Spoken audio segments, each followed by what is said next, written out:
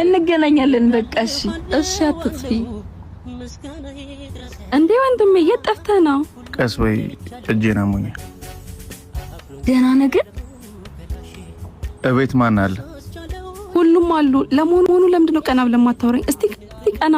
እንዴ ምን ሆነ ነው ማን ነው እንደዚህ ያደረገ አታከብጂ ደህና ነኝ ምን ማለት ነው ደህና ነኝ ፊት እንደዚህ ተበላሽቶ ደህና ነኝ ትለኛለህ እንዴ በቃ እኔ ልሂድ ልጠይቅሽ ነበር የመጣሁት